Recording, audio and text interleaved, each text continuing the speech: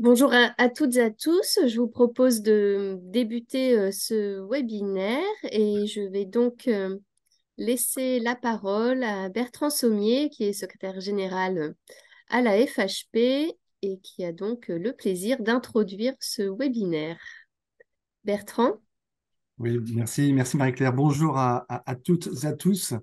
Alors, je ne vous cacherai pas que je ne vais pas bouder mon plaisir de vous accueillir sur ce premier webinaire que la FHP consacre aujourd'hui à l'éco-conception des soins. Je ne peux que vous remercier de votre présence. Merci à Marie-Claire hein, pour son organisation et à son engagement sur ces sujets qui nous sont essentiels. Alors, c'est vrai que ce webinaire s'inscrit à la fois dans un cycle en 2023 qui était dédié à la RSE et je ne vous cacherai pas qu'on a le plaisir d'avoir pu accueillir 500 participants hein, sur 2023 autour de ces enjeux. Alors, on a eu à traiter la transition alimentaire, avec notamment la mise en œuvre de la loi Egalim, la réduction de la consommation d'eau dans un contexte de préservation des ressources, à la qualité de l'air intérieur, je crois, Marie-Claire, pour le dernier. On sait, enfin en tout cas Marie-Claire a tenu effectivement à pouvoir porter un objectif dans le cadre de ce webinaire qui était de vous accompagner dans votre démarche d'éco-conception des soins et des actes. Euh, Comme d'habitude, j'allais dire, à travers le regard d'experts et de retours d'expérience qui sont issus du terrain et de l'hospitalisation privée. Le deuxième point, côté FHP, ce webinaire s'inscrit par ailleurs dans la déclinaison opérationnelle de la charte d'engagement RSE de la FHP que l'on a élaborée en 2021 pour amplifier hein, les actions éco-responsables des professions, bien sûr sur les quatre grands piliers de la RSE, hein, environnemental, social, sociétal et économique, je ne vais pas vous les rappeler. Et dans le cadre de cette charte, on a défini quatre objectifs et 10 engagements. Et le premier de ces engagements est de limiter l'impact carbone des établissements de santé privés. Alors, de manière contextuelle, nous sommes désormais à quelques jours de la COP 28, qui se tiendra à Dubaï entre le 30 novembre et le 12 décembre. Et il est peut-être intéressant de rappeler quelques chiffres qui sont issus du rapport 2023 du Shift Project, euh, puisque, en fait, dans ce rapport, il est mis en lumière que le secteur de la santé a un impact important sur le changement climatique, puisque ces émissions de gaz à effet de serre représentent autour de 49 millions de tonnes de CO2, ce qui représente 8% de l'empreinte carbone de la France. Et dans ces 49 millions de tonnes, 45% sont issus de l'offre de soins, le différentiel étant tenant aux médicaments et aux dispositifs médicaux. Alors, face à ce constat, le secteur de la santé, d'ailleurs comme tous les autres secteurs, hein, doit pouvoir prendre sa part dans la baisse des émissions, à savoir 5% jusqu'en 2050. Alors, quand Marie-Claire m'a préparé effectivement mon petit laïus, elle a souhaité préciser que le rappel de ces chiffres n'a pas une vocation culpabilisante, une notion qui m'est assez chère dans cette démarche RSE, mais être perçu comme un incitatif à agir. Parce qu'en fait, l'enjeu est réellement là, hein, c'est-à-dire qu'au-delà des diagnostics et des constats qu'on pose régulièrement, euh, l'urgence est désormais de passer à l'action et surtout que ce passage à l'action soit massif. Bon. Euh, donc pour ce faire, les intervenants qui ont accepté d'intervenir ce matin, que je remercie chaleureusement, bah, vous allez voir, hein, sont convaincus et vont vous démontrer que rentrer dans cette démarche d'éco-conception des actes et des soins, non seulement elle est possible, mais elle est nécessaire et qui plus est, elle répond à des enjeux certes environnementaux de carbonation et donc de préservation aussi des ressources, mais également des enjeux sociaux et des enjeux économiques avec la réduction des coûts globaux tout au long du cycle de vie d'un soin. Euh, la décarbonation du secteur de la santé doit être accélérée, vous l'aurez compris, à travers les chiffres que je viens d'évoquer.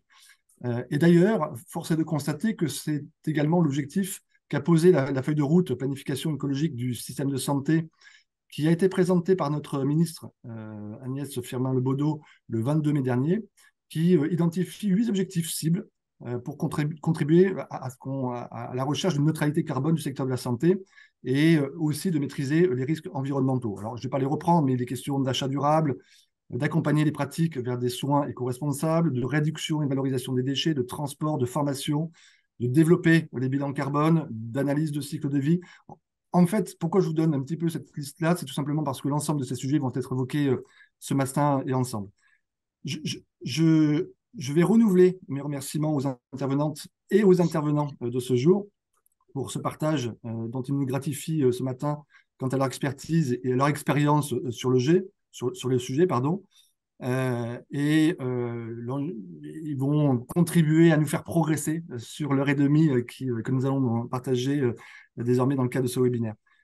Si je devais retenir un petit peu une phrase un peu conclusive à ce propos liminaire, elle pourrait être la suivante. Prévenir et soigner, tout en protégeant l'environnement pour ne pas nuire à l'état de santé de population, est notre cœur de mission et notre raison d'être. On y est très attaché puisque vous savez que la fédération s'est attachée à définir, à se soumettre à la loi Pacte et donc effectivement de définir une raison d'être parmi lesquelles on a fixé un certain nombre d'objectifs que vous retrouverez dans les propos qui seront tenus ce matin. Merci Marie-Claire pour ce webinaire et je te laisse la main tout de suite. Merci beaucoup Bertrand pour cette introduction et ces propos liminaires. Donc, je me présente rapidement. Donc, Marie Clairvier, je suis directrice stratégie à la FHP. Je suis notamment en charge de la RSE au sein de la fédération. Et c'est vrai que ce webinaire, il a été conçu pour vous acculturer, vous informer, vous initier à l'éco-conception des soins. Et pour ce premier webinaire dédié au sujet, on a fait le choix de privilégier des retours d'expérience, vous le verrez, émanant du MCO. Mais c'est important, je trouve, de préciser en préambule que l'éco-conception des soins se conçoit aussi en SMR, en psychiatrie, en HAD, en ville d'ailleurs également. Et ça, c'était, je pense, important de l'indiquer. Donc, ce webinaire, il se veut pratique, il se veut opérationnel. Il a vocation à répondre aux questions que vous vous posez. Et donc, je vous invite à utiliser la fonctionnalité questions-réponses pour poser les questions que vous vous posez et les intervenants vous répondront soit directement dans le chat ou soit lors d'un temps d'échange qu'on pourra effectivement avoir en fin de webinaire. Et donc, je laisse désormais, sans plus attendre, la parole à Olivier Thomas, qui a associé Grande Thornton France Transformation Durable et qui est fondateur de Primum Non Nocere. Et également laisser la parole à Fanny Auger. Ils interviennent à deux voix, qui est donc coordinatrice du pôle éco-conception des produits et services chez Primum Non Nocere. Et vous avez accepté d'intervenir pour poser le sujet de l'éco-conception des soins et répondre à cette question. L'éco-conception des actes et des soins, de quoi on parle? C'est à vous. Merci Marie-Claire. Est-ce que vous m'entendez? Est-ce que vous avez mon écran? C'est parfait. Parfait. Eh bien, moi, je bois du petit lait, vous l'imaginez. Je vous félicite, Marie-Claire, Bertrand, et bien sûr, clin d'œil spécifique à Joël Clich, à Cambrai. Pourquoi je bois du petit lait? Parce que j'ai dirigé des cliniques pendant 17 ans, très précisément, et ces sujets m'ont animé dès 98.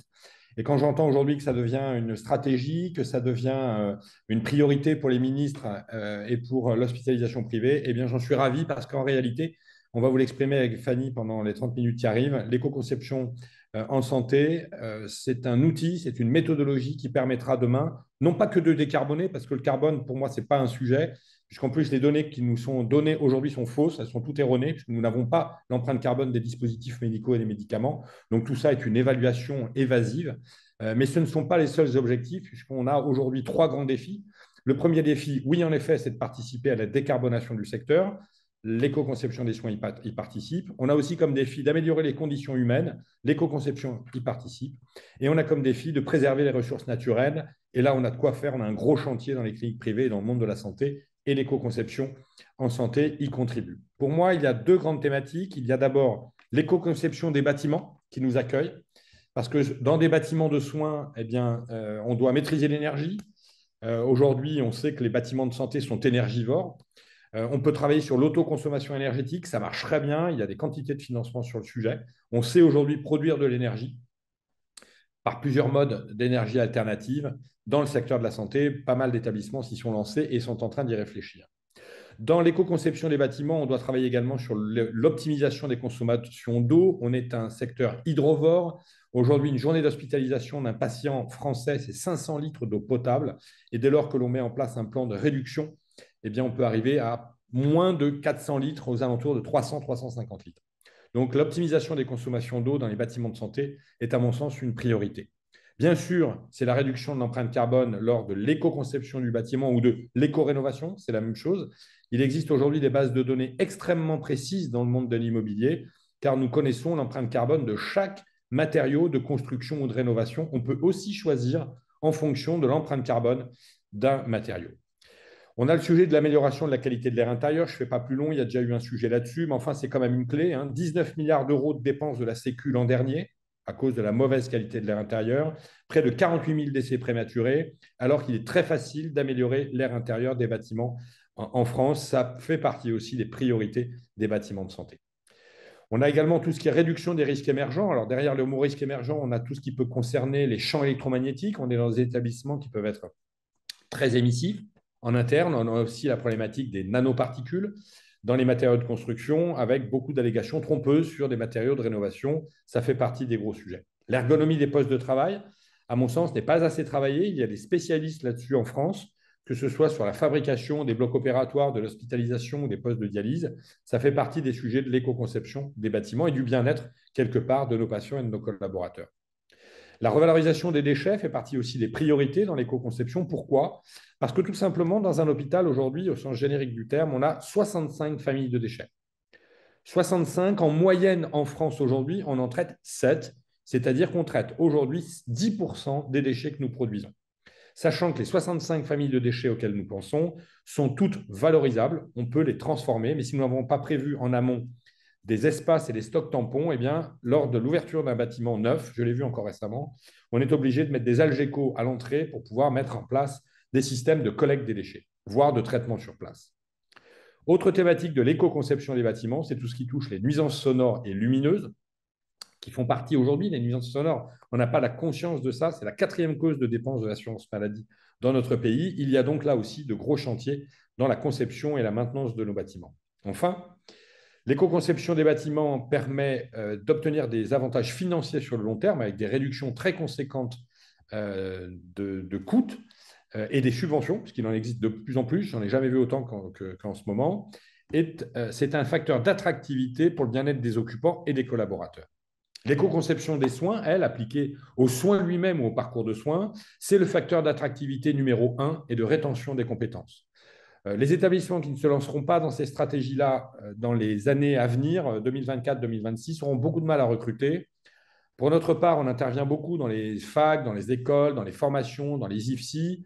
Le sujet de l'éco-conception des soins, de l'empreinte santé d'un soin, de la prévention de l'exposition aux produits chimiques, aux perturbateurs endocriniens, à tous ces risques émergents, devient la priorité numéro 1 des soignants. Si on ne travaille pas là-dessus, en termes d'attractivité des compétences, ça sera difficile. Attractivité aussi, des parts de marché, des consommateurs, des clients, des parturientes qui choisiront de plus en plus des établissements qui vont prouver en effet que dans les soins, on a réduit l'ensemble des impacts que l'on peut générer. L'éco-conception des soins, ça permet de réduire les coûts. On travaille aujourd'hui avec énormément d'établissements publics sur le sujet, avec beaucoup d'industriels, et on arrive, grâce à l'éco-conception, à réduire les coûts de manière très importante. Réduction des taxes également, puisque la taxe carbone va s'imposer à tous et sera très coûteuse pour le secteur de la santé. Donc, réduction de l'empreinte carbone, réduction de l'empreinte hydrique. On n'en parle pas assez. Aujourd'hui, ça fait partie des vrais sujets. Quand on sait qu'il faut 5 milliards de litres d'eau pour faire 1 tonne de médicaments et qu'on a jeté cette année 10 000 tonnes de médicaments périmés, je peux vous dire que l'empreinte hydrique va devenir une priorité pour la totalité du secteur de la santé dans les mois qui arrivent. Je pense que ça va même dépasser le problème du CO2, puisque pour effacer le CO2 que l'humanité a créé, il faudra un siècle, alors qu'aujourd'hui, on commence à manquer d'eau potable partout dans le territoire. L'éco-conception des soins permet de réduire les risques pour la santé humaine, la santé de nos patients ou la santé de nos collaborateurs par une moindre exposition. Ça permet aussi d'être en conformité réglementaire sur la réglementation actuelle ou la réglementation à venir dont on ne parle pas assez à mon sens.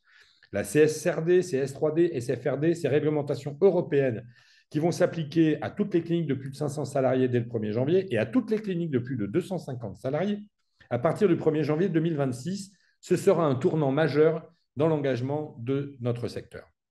Enfin, l'éco-conception des soins, ça permet de bâtir une politique d'achat basée sur l'analyse du cycle de vie, puisqu'à notre sens, l'analyse du cycle de vie est le seul critère de choix global qui permet d'intégrer la préservation des ressources naturelles, l'amélioration des conditions humaines et la décarbonation du secteur.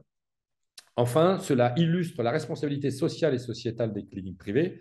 Et actuellement, je conclurai là-dessus, cela permet aujourd'hui de trouver des financements très importants. Aujourd'hui, tout le travail que nous faisons actuellement sur Primum avec les industriels, les cliniques ou les hôpitaux sont financés à 50 ou 100% par des quantités d'institutions françaises et européennes qui assurent des financements. Donc là, aujourd'hui, ne passez pas à côté. Il y a de très, très beaux financements sur le sujet. Fanny, j'ai posé le sujet. Maintenant, Fanny Auger, qui travaille avec nous sur cette éco-conception des soins depuis des années, qui travaille même à la création d'un logiciel spécifique, va rentrer dans le factuel et l'opérationnel. Fanny, c'est à toi. Merci Olivier. Hop, je vais partager mon écran pour prendre le relais. J'attends que vous me disiez si tout est bon. Réussi à tenir les 10 minutes, hein, Amélie. Ouais, c'est génial. Merci de me laisser la parole. Est-ce que c'est bon pour le diaporama? Oui. Ouais, super. Eh bien, écoutez, merci. Je vais essayer en effet de rentrer dans le concret du sujet et de vous donner un petit peu les clés pour mettre en place une démarche d'éco-conception des soins au sein de vos établissements. Je me permets cela puisqu'on travaille depuis maintenant 4 ans sur le sujet. On a accompagné de nombreux établissements de différentes manières et donc on a réussi à prendre un petit peu de recul pour savoir comment et via quelle clé de réussite on peut se lancer. Donc, je vais vous faire une courte introduction en vous donnant des définitions, puis ensuite, en fait, le cœur de mon propos sera de vous présenter 3 approches différentes, l'approche soin, l'approche service et l'approche établissement, et de vous les illustrer par un exemple à chaque fois, sachant que du coup, vous pourriez vous lancer dans toute ou l'une de ces approches selon vos ambitions et selon votre maturité. Au niveau de la méthodologie et quelques éléments de contexte, il faut savoir qu'il y a une définition de l'éco-conception qui date depuis maintenant un petit moment, puisque c'est quelque chose qui est fait au niveau industriel et il y a même une norme associée, ISO associée à l'éco-conception. Et l'éco-conception, c'est quelque chose qui est uniquement basé sur la réduction des impacts environnementaux des produits ou des services. On ne parle pas du tout de l'impact sur la santé, on ne parle pas du tout de l'impact économique. Le soin éco-responsable ou l'éco-conception des soins sont des termes qui ont été définis très récemment dans la feuille de route de transition écologique du ministère de la Santé dont vous avez parlé en introduction. En effet, il y a un des 7 ou 8 piliers qui est l'éco-conception des soins et donc le soin éco-responsable est défini comme un acte de soin qui, à qualité et sécurité égale, engendre un impact moindre sur l'environnement. On peut regretter un petit peu que dans cette définition, on n'y intègre pas les volets sociaux, sociétaux et économiques, même si c'est précisé un petit peu après que ça peut réduire les coûts, que ça peut améliorer la qualité de vie au travail, mais comme conséquence indirecte, on peut se dire que, et en tout cas, nous, c'est la manière dont on le travaille, que on va profiter de la révision des protocoles et de faire de l'éco-conception des soins pour travailler sur l'ensemble des piliers du développement durable et pas uniquement sur l'environnemental, surtout quand le sujet d'étude est le soin, ça nous paraît essentiel. Donc voilà pour l'aspect définition. Ensuite, cette diapo est juste un rappel pour dire qu'il n'est pas question d'éco-concevoir des soins au rabais. Il n'est pas question d'éco-concevoir des soins et de faire passer les critères environnementaux avant la qualité des soins. Ça restera le critère premier. C'est une démarche d'amélioration continue et il n'est pas question que ça vienne en conflit. Au contraire, la plupart du temps, le fait de se poser, se réinterroger sur les pratiques permet d'améliorer la qualité des soins. Alors, cette petite diapo est assez simple, mais quand on a réussi à la poser, elle nous a quand même pas mal éclairé. L'idée, c'est que finalement, tout le monde peut faire de l'éco-conception des soins, mais à différentes échelles. Et c'était intéressant de se poser sur qui peut faire quoi pour savoir ce qu'il est de notre ressort et puis ce qu'il n'est pas de notre ressort et sur les choses sur lesquelles, finalement, ça ne sert pas à grand-chose de passer du temps. Donc, en fait, on a repris juste la chaîne de valeur des soins, identifier le rôle de chacun. Donc, on va commencer à gauche, où finalement, c'est le rôle des industriels, donc laboratoires, pharmacie ou DM, d'éco-concevoir leurs produits, donc dispositifs médicaux, médicaments, et donc de travailler à la réduction de leur empreinte environnementale. On a schématisé ça par le passage d'un dispositif médical gris à vert. Une fois que ça s'est fait, il y a quand même tout un travail pour réussir à choisir ces dispositifs médicaux et acheter ces dispositifs médicaux et médicaments éco-conçus qui n'est pas si évident, et là c'est le travail des acheteurs, puisqu'il faut connaître le marché, il faut réussir à identifier les produits les plus vertueux et de manière fiable, et puis il faut réussir à avoir des critères d'achat qui permettent de les sélectionner, et quand on les a identifiés, souvent ils coûtent un peu plus cher à l'achat, donc il faut justifier un coût total de possession que finalement, à long terme, ils ne coûteront pas moins cher. Donc, c'est quand même un gros sujet que de réussir à choisir et acheter ces produits éco-conçus. Une fois qu'ils sont dans vos établissements de santé, là, ça va être le travail des professionnels de santé d'éco-concevoir les soins. Donc, on peut imaginer finalement la recette où les dispositifs médicaux sont les ingrédients, et puis maintenant, on va faire le gâteau à partir de ces ingrédients-là. Là, l'idée, c'est de retravailler, de se re-questionner sur le soin. Je l'ai volontairement schématisé par par trois petits rectangles gris. C'est vraiment schématique pour dire que c'est de l'enchaînement de dispositifs médicaux et de médicaments.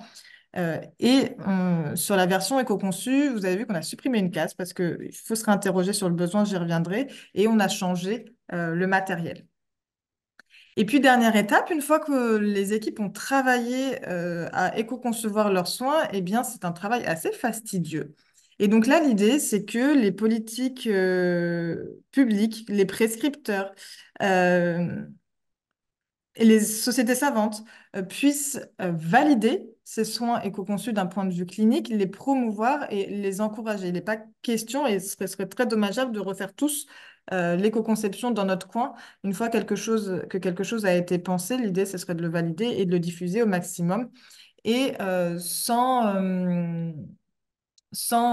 tomber dans les pièges qui seraient, par exemple, si je fais juste trier mes déchets, je n'éco-conçois pas mon soin. Si je fais juste mesurer l'impact carbone, mais sans action derrière, je n'éco-conçois pas un soin. Voilà. Éco-concevoir un soin, c'est aussi réduire et changer les pratiques sur l'ensemble du cycle de vie. Donc, ce schéma nous avait bien structuré. Ça permet de savoir à chacun le rôle qu'il doit jouer. Et quand je l'ai présenté, on m'a fait une réflexion très juste. On m'a dit, oui, mais Fanny, tes flèches vont que dans un sens, alors qu'il y a une réciprocité. Et c'est très juste, finalement. Sur les politiques de santé, rien n'empêche d'aller voir les professionnels pour les inciter à éco-concevoir leurs soins. Les professionnels de santé, rien n'empêche au contraire d'aller voir leurs acheteurs pour leur demander des dispositifs médicaux et des médicaments différents. Et les acheteurs, rien n'empêche d'inciter les industriels à éco-concevoir leurs produits. Donc voilà, on est dans ces interactions-là. Autre élément capital, je trouve, pour aborder l'éco-conception des soins, c'est le changement de perspective. C'est-à-dire que jusque-là, on traitait des sujets des déchets, de la qualité de vie au travail, des achats, de tous les sujets de la RSE de manière un petit peu en silo, par thématique, et ça se répercutait sur les soins. Quand on parle d'éco-conception des soins, on inverse les choses, c'est-à-dire qu'on part des soins et on va traiter finalement les mêmes thématiques, QVT, achat, déchets, de la RSE, sauf que cette fois-ci, on part du cœur du métier d'un établissement et on le répercute. L'avantage principal, c'est qu'on implique l'ensemble des équipes dans la démarche. Donc finalement, sur l'éco-conception des soins, on va traiter autant de sujets que sur la RSE de manière globale. Donc c'est un sujet très vaste qui nécessite du coup de se structurer. On ne peut pas le décréter comme ça. C'est comme une démarche RSE. On ne peut pas la lancer aussi facilement. Du coup, c'est pour ça que je vais vous présenter trois approches. L'approche soins, je vous le disais, ensuite l'approche service et enfin l'approche établissement. Je suis désolée, je vais sortir mon chien. Hop.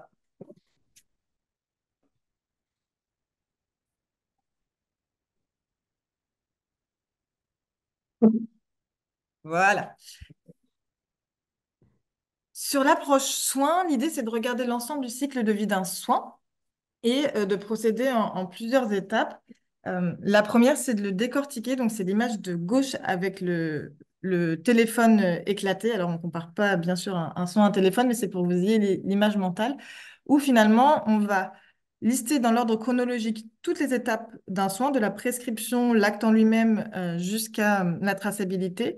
Et pour chacune de ces étapes, on va regarder tout ce qui rentre, tout ce qui sort, et on va se réinterroger sur le besoin, sur le matériel utilisé, sur les pratiques, en se posant des questions à la fois environnementales, mais aussi de santé environnementale, des questions sociales, voire économiques.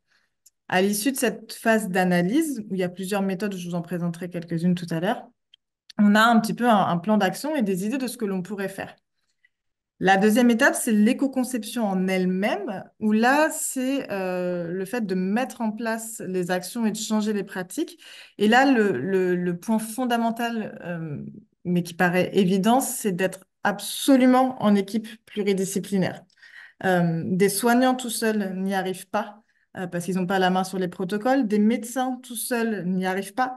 Des directions toutes seules n'y arrivent pas. Des pharmaciens tout seuls n'y arrivent pas. Enfin bref, il faut absolument une équipe pluridisciplinaire pour pouvoir changer les pratiques, comprenant les pharmaciens, le biomède, le personnel de terrain, les hygiénistes, les acheteurs. Enfin voilà, il faut vraiment que tout le monde soit là. Sinon, ça ne fonctionnera pas. Et de croire que l'éco-conception des soins n'est que l'affaire des soignants est une erreur aussi. Ils ne peuvent agir que sur les pratiques, ce qui n'est qu'une part du problème. Et enfin, dernière étape qui est souvent ignorée, mais qui, si on ne la fait pas, induit un peu en échec les démarches, c'est l'étape de stabilisation. Parce qu'il ne suffit pas de dire, bah voilà, j'ai un problème, je vais mettre en place telle solution pour que ce soit effectif sur le terrain. L'idée de la stabilisation, c'est de réécrire les protocoles, de les communiquer et de bien insister sur le fait qu'on change les pratiques. Et parfois, il faut aller jusqu'à ouvrir les armoires et supprimer les produits, retirer les produits qu'on ne veut pas pour que les pratiques changent. Donc, c'est pas l'étape de stabilisation et de diffusion de déploiement n'est pas si simple et parfois, c'est celle qui prend le plus de temps. Je vais vous montrer un exemple pour illustrer ce propos-là qui commence à être un petit peu connu maintenant. C'est l'éco-conception d'une injection intravitréenne réalisée par le docteur Gabin Momal au CHU de Lille. Donc, vous avez ici en bleu, les petites cases bleues, les différentes étapes du cycle de vie du soin. Donc, c'est une chirurgie qui dure 4 minutes. Et vous avez tous les petits symboles qui représentent un changement de pratique. Et ce qu'on peut constater, c'est qu'il y en a de 3 catégories. Le premier, c'est le besoin. Donc, ce sont toutes les croix rouges. Et vous voyez que finalement, il y a pas mal de choses sur lesquelles on a pu complètement supprimer certains éléments. Par exemple, au moment de l'installation du patient sur la table d'injection, on a pu supprimer la lèse et la table est désinfectée entre 2 patients. Pareil, il y avait une installation d'antibiotiques systématiquement sur les VT dans les recommandations. Elle n'avait pas prouvé forcément son efficacité, donc elle a été supprimée en systématique. Ensuite, vous avez des doubles flèches violettes qui représentent du changement de matériel. Donc là, par exemple, lorsque le patient arrivait, on lui a imprimé une feuille complète d'étiquettes avec 32 étiquettes alors qu'il n'en avait besoin que d'une. Et donc, il existe des machines qui impriment seulement le nombre d'étiquettes demandées.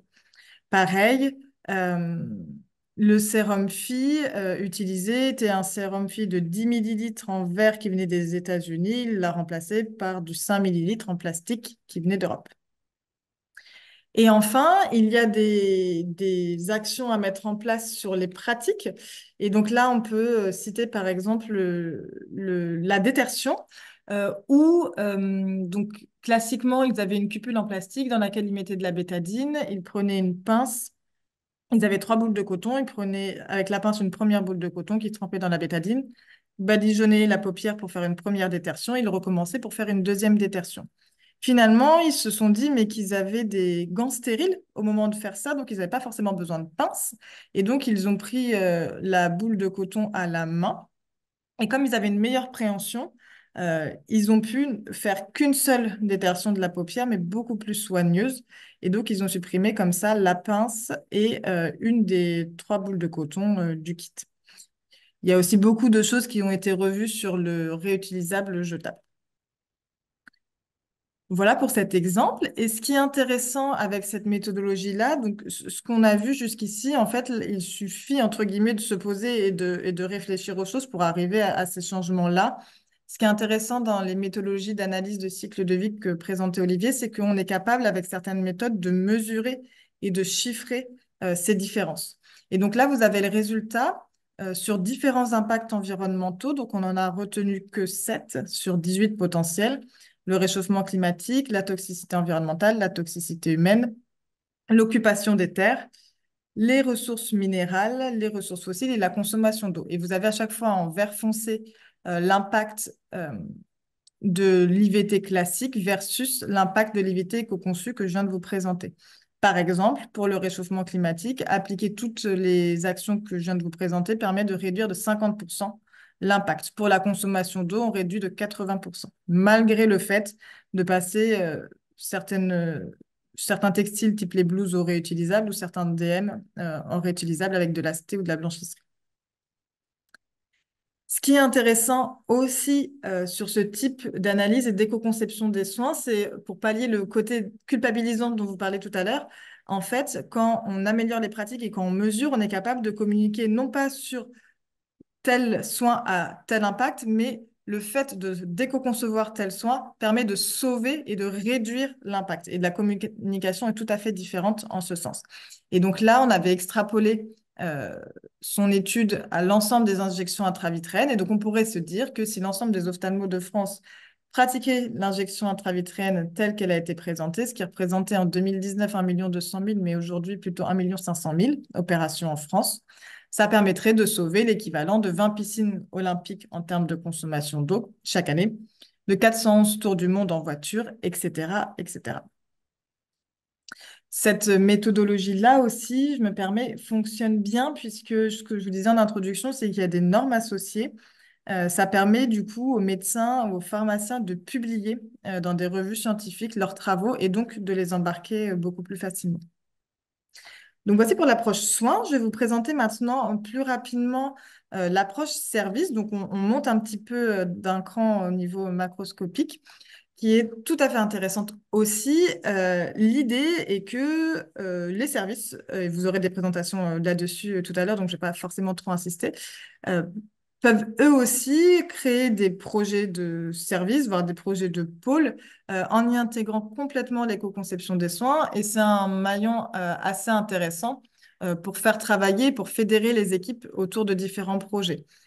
J'ai mis sur cette diaporama le bloc opératoire et la maternité. Pourquoi? Parce que classiquement, quand on va dans un établissement de santé, ce sont les deux services qui sont le plus engagés. Ça ne veut pas du tout dire que les autres ne le sont pas, mais c'est encore moins visible et moins structuré. Ça reste plutôt pionnier. En tout cas, les blocs opératoires et la maternité, tous les établissements maintenant ont soit la volonté, soit une démarche en cours. Sur le bloc opératoire, en général, les sujets de prédilection, ce sont plutôt les gaz anesthésiques, puisque la Société française d'anesthésie et réanimation a fait un travail formidable là-dessus, et les anesthésistes sont très sensibilisés, et des déchets. Donc c'est pour ça qu'on a parlé d'économie circulaire, puisque finalement, on va vouloir réduire les déchets parce qu'ils voient une quantité de gaspillage phénoménale au quotidien. Et on va remonter un petit peu toute la chaîne de pourquoi on produit ces déchets et aussi comment on peut les réduire à la source. Il y a aussi des sujets assez importants dans les blocs opératoires au niveau santé, type formol, type fumée chirurgicale, mais on en a parlé lors du précédent webinaire.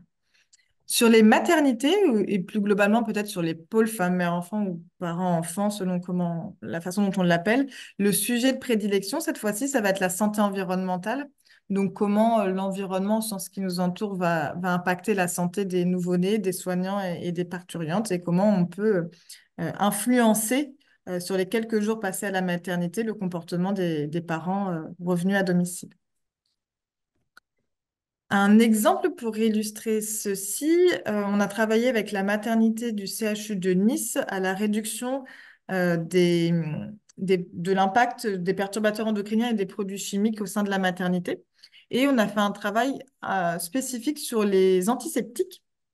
Donc, on a commencé par lister les antiseptiques qui étaient utilisés en maternité et de regarder la composition. Donc, vous avez ici un exemple mais on les a tous regardés. Par exemple, dans le daquin, il y a du permanganate de potassium qui est susceptible de nuire à la fertilité ou au fœtus. C'était le daquin utilisé pour faire la toilette intime avant une CBU ou une bandelette urinaire des femmes enceintes tous les mois. Ça pose question.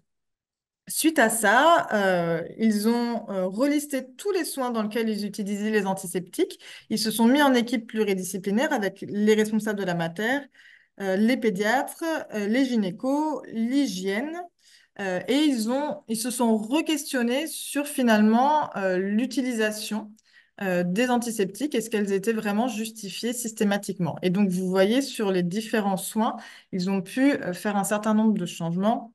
Donc, le soin du cordon était réalisé à la biseptine, il est passé à l'eau et au savon. Les douches préopératoires à la bétadine sont passées à l'eau et au savon.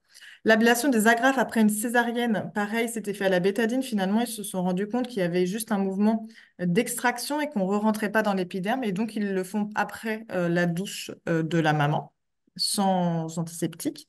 Les tests urinaires avec le daquin, finalement, ils se sont dit que c'était un désinfectant et que la muqueuse était de fait sale et qu'on apprend en hygiène que l'on ne nettoie, qu'on désinfecte qu'une surface propre.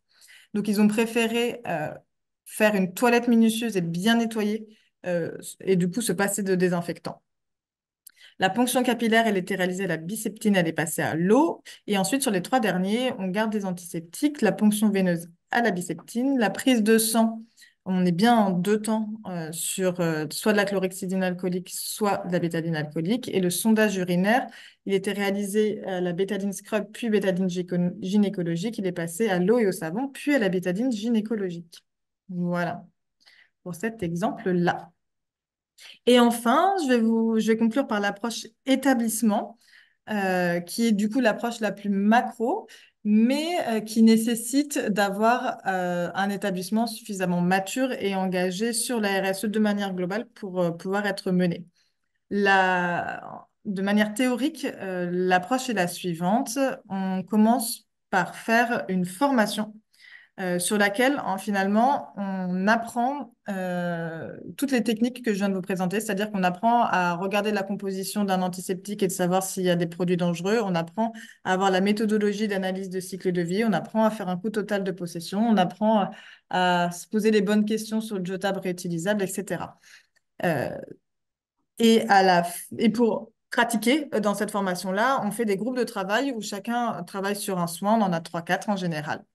À la fin de cette formation-là, finalement, on a fait la première partie qui est l'analyse et on a les pistes d'action pour les 3 soins travaillés. L'idée par la suite est que ces différents groupes de travail puissent se réunir à intervalles réguliers. C'est 1 heure et demie tous les mois, tous les 2 mois, pour mettre en place les actions et puis mesurer l'efficacité et l'impact de ces actions, les diffuser, etc. Et de travailler les méthodes de manière accompagnée. Une fois que ça a été travaillé, il est important de communiquer sur ce qui a été fait, donc à la fois pour stabiliser, comme je vous disais tout à l'heure, mais aussi pour embarquer des nouveaux projets.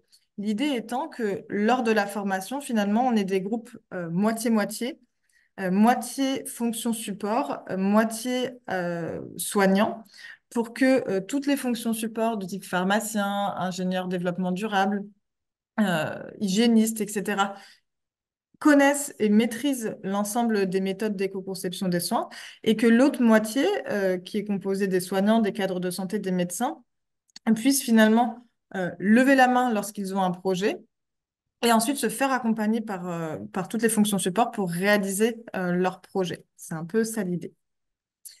Et donc, comme retour d'expérience, le centre hospitalier de Carcassonne a mis en place cette démarche-là au niveau global, à savoir c'est ce que je vous disais, il y a un prérequis à cette démarche-là, à l'approche établissement, c'est d'avoir une politique RSE très, très forte et un soutien institutionnel, dont la direction des soins. Si le directeur des soins n'est pas engagé, c'est pas la peine d'y aller. Là, en l'occurrence, c'était le cas. Et le projet d'établissement du CH de Carcassonne était de toute façon tourné, avait en son cœur le développement durable. Donc, au niveau de la formation, vous retrouvez ici la liste des participants. Donc, quand je vous disais qu'il y avait moitié-moitié, on retrouve des fonctions support essentielles et on retrouve aussi des professionnels de terrain. Ce qui était intéressant, par exemple, c'était aussi qu'on avait une formatrice de l'IFSI qui était juste à côté, qui a participé, donc qui a pu faire le lien entre les deux. Et puis, ils ont, à la fin de cette journée, choisi de travailler sur 3 soins, la réfection du pansement, la dialyse et le test de Guthrie. Vous avez du coup sur la droite le calendrier un petit peu des rendez-vous pour, à la suite de la formation, retravailler ces soins-là. Et vous avez en filigrane le fait que, il y ait l'ingénieur développement durable et la directrice des soins qui finalement ont suivi tout ça au fur et à mesure et sont maintenant capables d'accompagner de manière autonome la plupart des idées et des soins de leurs équipes. Donc voilà, ça ce sont les résultats de ce qui ont été faits. Donc le test de Guthrie, ils ont supprimé le saccharose, ils ont changé les compresses stérilisées à l'oxyde d'éthylène, ils ont revu et bien sensibilisé sur le remplissage des passifs. Enfin voilà, ils ont mené un certain nombre d'actions. Sur la dialyse, ils se sont beaucoup interrogés finalement sur euh, le format poche ou bidon de l'hémodialyse et sur la contenance 3 litres, 4 litres, 5 litres en se questionnant à chaque fois sur économiquement ce qui est le plus intéressant, écologiquement, quel type de plastique, est-ce que c'est recyclable, est-ce que ça ne l'est pas, est-ce que j'ai du gaspillage ou je ne l'ai pas, et puis socialement, puisqu'on avait un sujet de troubles musculo-squelettiques à chaque fois. Ils ont fait toute une analyse, ils ont choisi le bidon de 4 litres à la fin. Et sur le pansement, eh bien, ça leur a permis de soulever quelques lièvres et de revoir complètement la pratique de leur pansement, parce que finalement, au niveau du matériel, c'était plutôt pas mal. C'était plutôt en fonction des recos et c'était bien avancé. Il n'y avait pas forcément de gaspillage. Par contre, au niveau des pratiques, il y avait quelques actions à revoir. Donc, ils ont été sur le terrain, ils ont filmé ce qui s'est fait et ils ont refilmé le avant-après l'éco-conception des soins. Et donc, sur la phase de communication, ils ont beaucoup travaillé à mettre en forme et à valoriser les 3 soins qu'ils ont travaillés pour pouvoir, d'une part, en interne auprès des équipes qui réalisent ces soins, expliquer pourquoi ils le font, et d'autre part, susciter des nouveaux projets pour que d'autres équipes puissent lever la main. Donc là, c'est, il me semble, la radiothérapie qui va faire les prochains soins pour que ces équipes-là puissent être accompagnées sur les nouveaux projets. Et comme ça, on tourne et on revoit, on fédère un petit peu les sujets. En conclusion, euh, quelques clés de réussite sur l'éco-conception des soins. Il faut un soutien institutionnel pour pouvoir le réaliser, que ce soit au niveau soins, services ou établissements. Il faut absolument une équipe pluridisciplinaire. On a beaucoup de démarches au début où on n'avait pas forcément ça en tête, même si ça paraît évident. Et finalement, on s'aperçoit que s'il manque un maillon, eh ben, on patine un petit peu. Et puis, c'est une vraie gestion de projet. C'est pas quelque chose qu'on peut décréter sans mettre des moyens derrière, de suivi de projet, de temps dédié, parce que ça prend du temps. Euh, et voilà, ce sont des vrais projets, des vraies démarches. Et sur les avantages, on a une harmonisation des pratiques. Dès lors qu'on revoit un soin, on s'aperçoit que finalement, il y a autant de façons de faire que de soignants. Donc, ça permet vraiment d'harmoniser les choses et de revoir en profondeur les soins. C'est porteur de sens et fédérateur pour les équipes. Souvent, on me dit, oui, mais Fanny, tu te rends compte le contexte, on est en manque, les équipes sont en tension, on va pas rajouter cette couche-là. Bah si, justement, en fait, c'est la petite bulle d'oxygène des fois qui fait du bien. Et les soignants n'attendent que ça, qu'on parle du cœur de leur métier et des soins. Et puis, évidemment, c'est l'objectif premier, on améliore, enfin, on réduit l'impact environnemental et on améliore l'impact social. Je vous remercie et je vous redonne la parole. Merci beaucoup Fanny et merci beaucoup Olivier hein, pour la richesse de ces deux présentations complémentaires, pratiques, opérationnelles. Merci du coup beaucoup pour les informations que vous nous avez données, ces méthodes aussi, ces approches que vous avez présentées, approches enfin, du soin, service, établissement. Du coup, je retiens que l'éco-conception des soins est une démarche collective. Vous avez insisté, qui nécessite d'être structurée et effectivement être abordée de manière pluridisciplinaire. Je pense que ça, c'est très important. Et les exemples que vous avez donnés montrent qu'effectivement, en se posant, en travaillant le sujet, ben, on arrive évidemment à aboutir à cette démarche d'éco-conception des soins. Et c'est aussi l'objet des deux prochaines interventions, d'avoir ce retour d'expérience développé au sein des établissements d'éco-conception des soins. Et je vais donner sans plus attendre la parole au docteur Jean-Claude Pochard.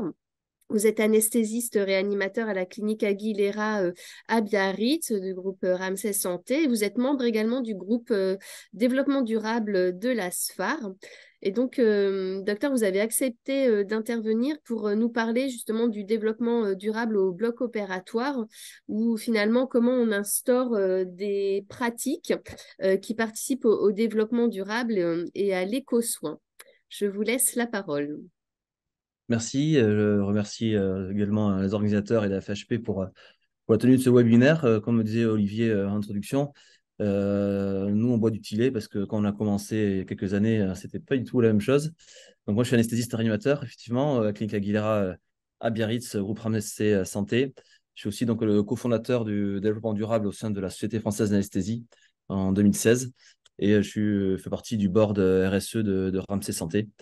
Et j'ai participé aussi à la constitution du groupe développement durable au niveau de la Société européenne d'anesthésie. Donc des conflits d'intérêts, bien sûr, j'en ai plein. Les gens qui me connaissent, dont Olivier, savent que je suis plutôt très intéressé par le sujet plutôt qu'en conflit d'intérêts. Ils sont divers, publics, privés. On peut consulter tout sur transparence.santé.gouv.fr. Je ne vais pas paraphraser les premiers intervenants, mais juste pour se situer un petit peu dans la globalité, en fait, on a un système qui est très linéaire actuellement, où on prend la ressource, on la transforme et on en crée des déchets.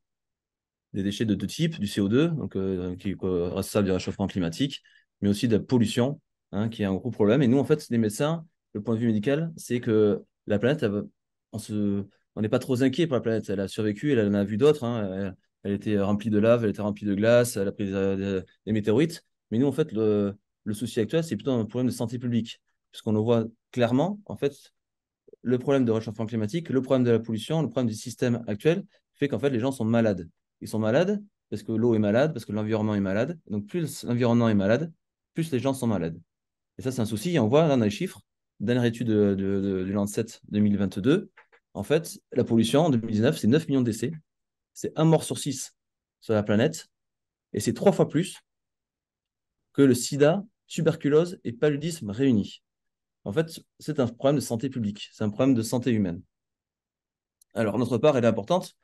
Je ne vais pas revenir sur les chiffres. On a des débats d'experts, peu importe. Ce qu'il faut retenir, c'est qu'on est des pollueurs en tant que système de santé. Et parmi les éléments qui polluent, et tout, le médicament, les achats, les gaz, etc., il faut s'occuper un peu de tous ces chapitres. Alors moi, je suis médecin, je suis anesthésiste. Je me suis plutôt occupé du coup du chapitre d'éco-conception des soins et de ce qui est en rapport.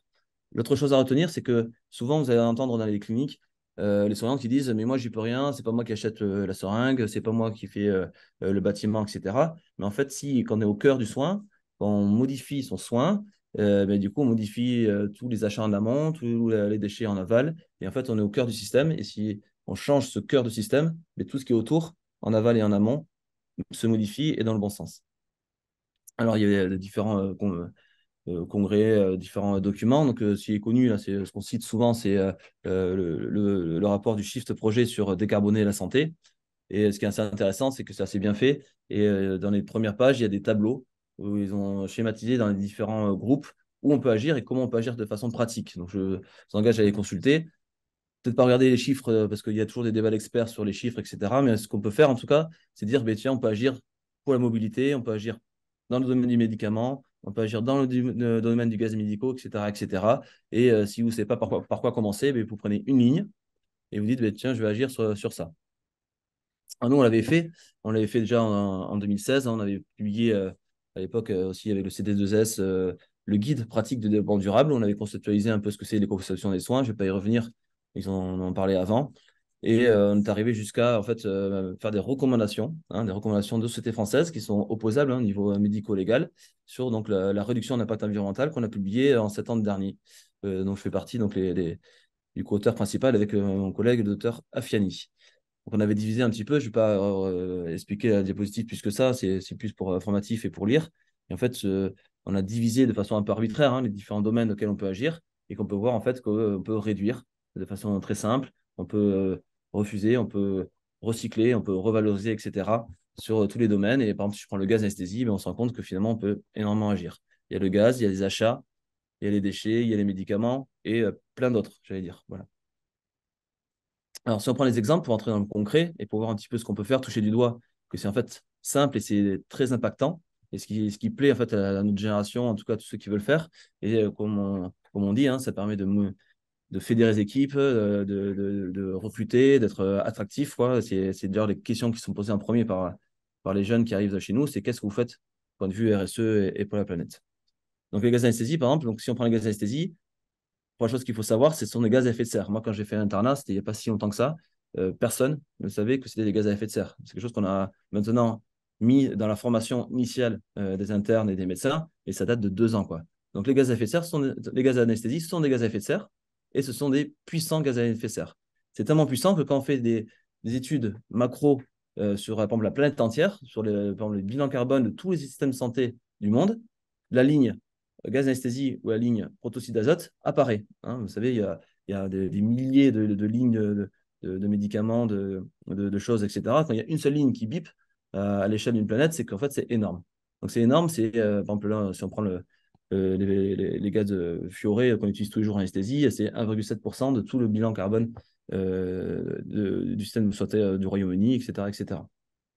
Et si on zoome sur une échelle du bloc opératoire, vous pouvez voir sur les 3 camemberts, mais en fait, parfois, il y a la moitié, voire les 2 tiers de l'impact carbone de tout le bloc, c'est dû à un seul truc, le gaz anesthésie. D'accord?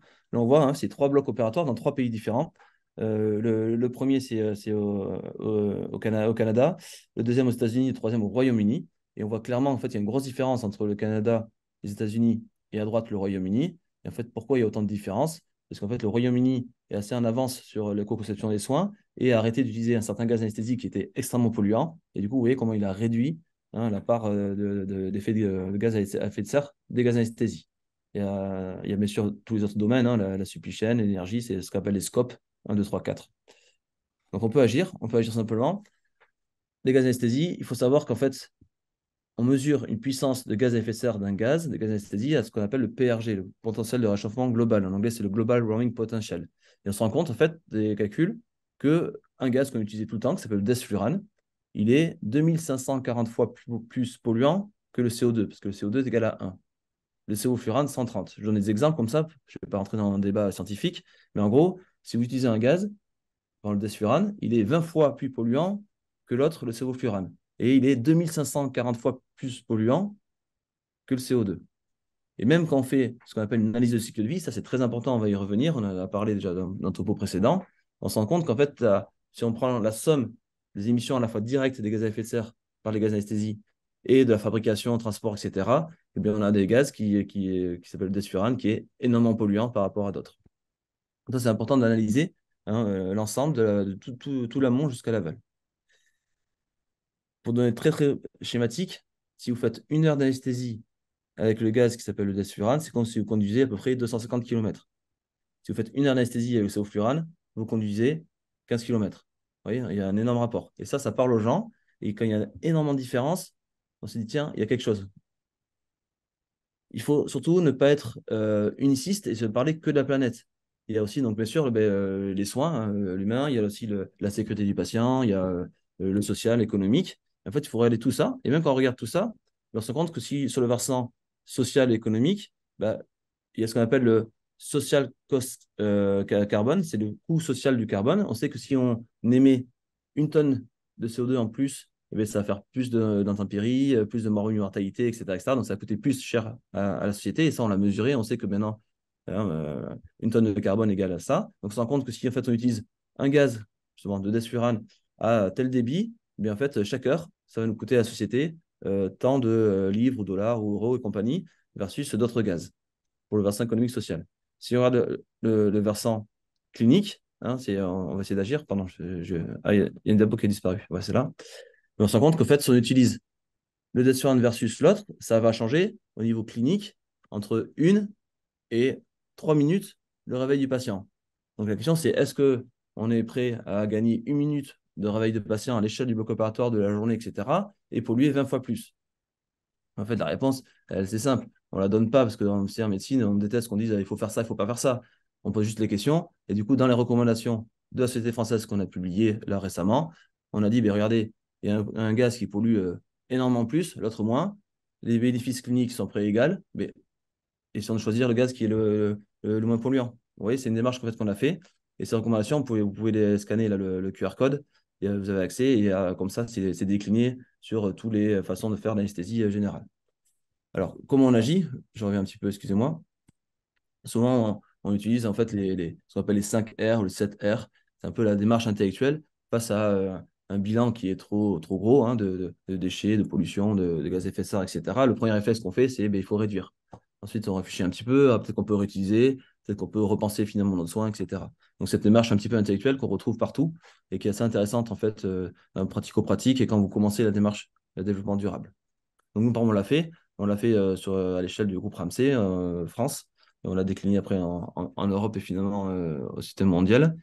On a fait comme ça, une campagne. On a envoyé des mails, on a fait des vidéos, on a expliqué de façon assez scientifique. On n'a pas dit il faut faire ça. On a dit mais regardez les données de la science et après vous faites ce que vous voulez. Et globalement, à 90-95%, les gens disent ah ben tiens, peut-être qu'on peut réduire. Donc on l'a fait, donc ça a bien marché, hein, on a des super résultats. On va voir après, on a publié dans ces recommandations, donc c'est appuyé de façon scientifique. Ça, du coup, ça marche bien auprès des professionnels de santé. Et comment on fait? On leur dit, en fait, il faut diminuer les débits de gaz frais. Hein, il faut juste fermer les robinets. On peut utiliser certaines technologies qui fait qu'en fait, c'est l'ordinateur qui va calculer un peu la dose et donc, du coup, ça fait mieux que l'humain. On choisit des gaz qui sont moins polluants et on essaie d'arrêter d'utiliser certains gaz qui ne servent plus à rien et qui sont extrêmement polluants. Et ça marche. Hein, les études montrent. Par exemple, il y a un bloc opérateur qui a changé complètement ses respirateurs par ces nouveaux respirateurs un peu plus chers mais qui font l'économie de gaz, et on se rend compte qu'on a divisé quasiment par deux, 44% des émissions de gaz à effet de serre, et surtout on a divisé on a diminué de 27% les coûts. Hein, et quand on commence à parler à des acheteurs, des pharmaciens, des directeurs financiers, etc., de grands groupes, qu'en fait, on réduit de 30% les coûts chaque année sur des respirateurs qui vont durer 8-10 ans, ben, en fait, finalement, on va rentabiliser les respirateurs au bout de 2 ans, alors que c'est prévu de façon financièrement 8 ans. Pilier social, le pilier économique, pilier social, et en plus, du coup, on utilise moins de gaz, on pollue moins, il y a moins de toxicité pour les soignants, et pour les patients, en fait, on utilise moins de gaz, ils se réveillent plus vite et mieux et compagnie. Vous voyez, hein, à chaque fois, il faut faire ces 3 piliers, économique, social et environnemental, et ça marche très très bien. Voilà, les différentes études, hein, économie des gaz divisé par 2, c'est entre 2 et 3 les économies de gaz, donc forcément, quand vous dites ça, on va consommer beaucoup moins, mais le directeur il devient ton copain.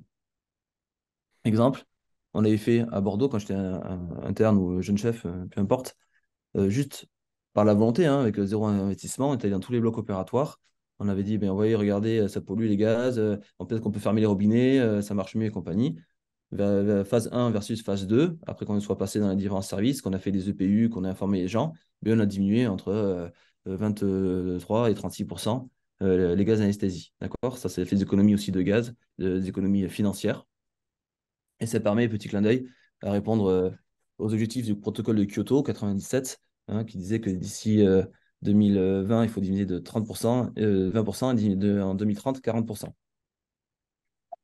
Hop, pardon. Exemple aussi typique, alors je vous rassure, ce n'est pas la clinique Aguilera chez moi, c'est une clinique privée d'un très grand groupe français européen, dans ces données anonymisées.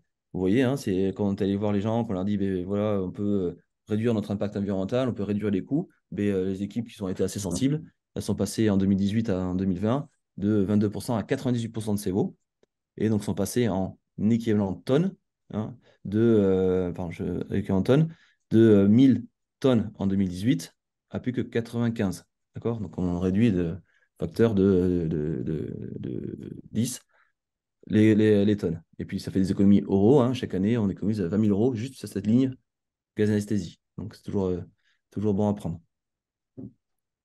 Hop, pardon. Alors, les déchets, par exemple, l'autre exemple typique, les déchets. Souvent, on dit, comme disait ma consoeur juste avant, les deux grands domaines, c'est le gaz anesthésie et le déchet.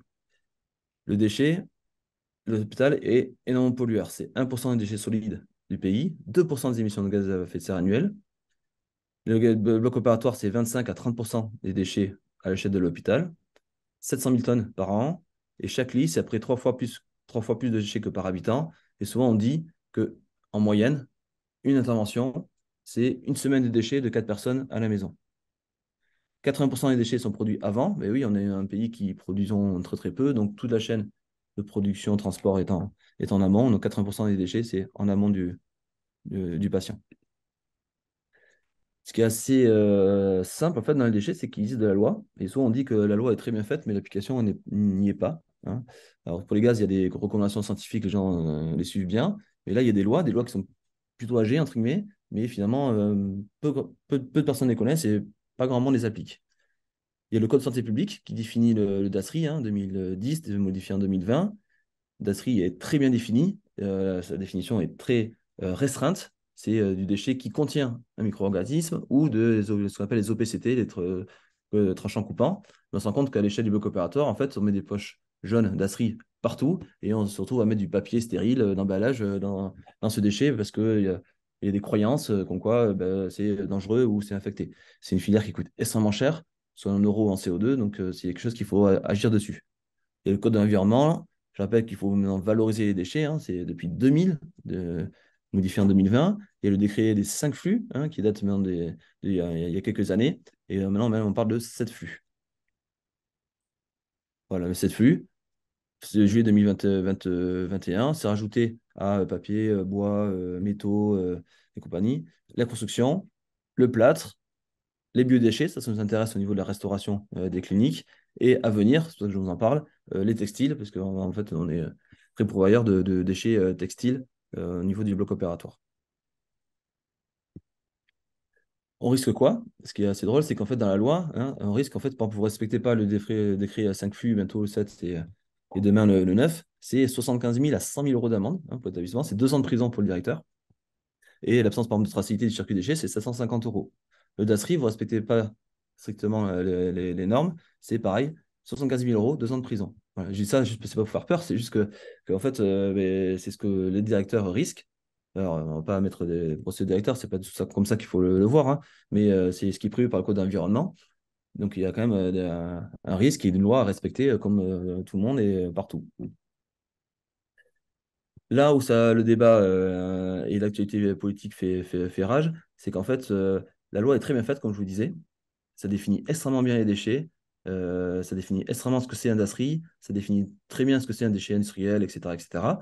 C'est mal fait, c'est mal appliqué. Et en fait, il y a des croyances, et cette croyance, par exemple, que tout déchet a un risque psycho-émotionnel, que le sang c'est infecté, alors que le sang c'est stérile. Mais ça vient en fait d'un guide qui a été publié il y a très longtemps, 2002, quoi, et qui a dit plein de choses qui ne sont pas dans la loi. Donc, c'est pour ça qu'en fait, quand vous avez parlé aux soignants ou quand vous discutez avec des gens qui font l'hygiène, etc., ils ressortent ces réflexes qu'on a appris, nous, à l'école de soignants et qui sont en fait basés sur des choses qui sont fausses. C'est pour ça qu'il faut refaire tout ce travail d'information et aussi de refaire ce guide qui dit n'importe quoi. Et tout le monde est d'accord pour le faire depuis des années. Et pour l'instant, de façon très concrète et factuelle, ça n'a pas été refait. Donc, c'est peut-être un truc sur lequel on peut agir, nous, de façon politique, ou en tout cas collectif, mais de refaire ce guide-là qui rappelle bien tous les décrets, toutes les obligations et toutes les définitions précises des déchets. C'est aussi intéressant, les déchets, pour une autre chose qui s'appelle la certification, que vous connaissez extrêmement bien. Maintenant, vous savez que dans la certification V2020, il y a des critères RSE, c'est des critères standards, donc ça reste standard, mais c'est une grosse évolution. Nous, quand j'ai commencé développement durable en 2016, Olivier, j'en parle même pas, c'était il y a très longtemps, je n'étais même pas né, mais on parlait même pas, il n'y avait aucune loi, il n'y avait aucune réglementation, aucune certification. Et donc là, dans les critères de certification 2020, il y a les critères RSE et il y a les déchets, une filière adaptée pour chaque type de déchets, les circuits de déchets conformes aux règles d'hygiène. Il y a toutes les lois encore, je vous ai mis en copie, toutes les lois, les réglementations à ce référent. Alors pourquoi on dit ça?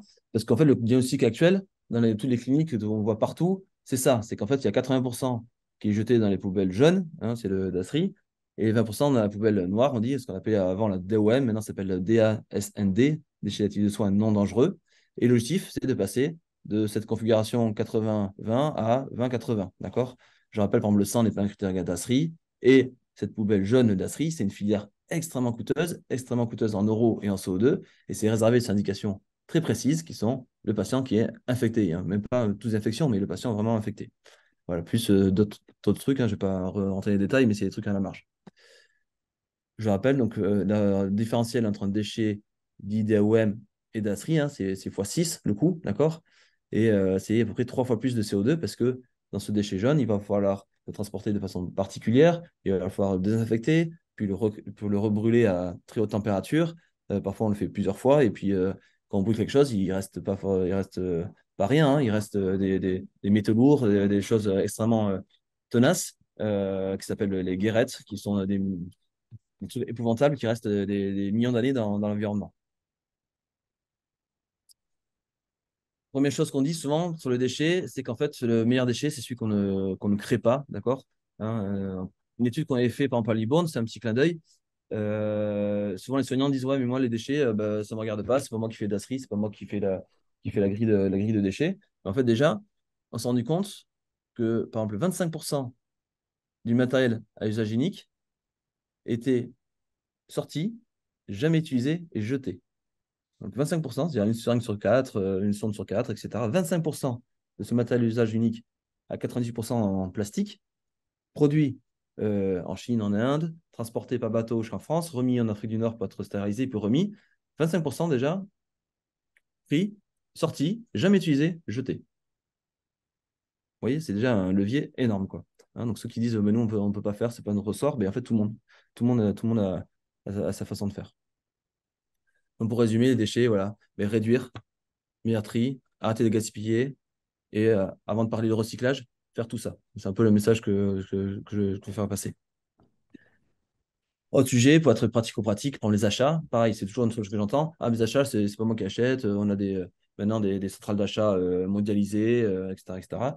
Et en fait, déjà, quand on pense à refaire son soin, ce qu'on appelle l'éco-conception des soins, on en a très bien parlé avant, ben, déjà, on réduit énorme.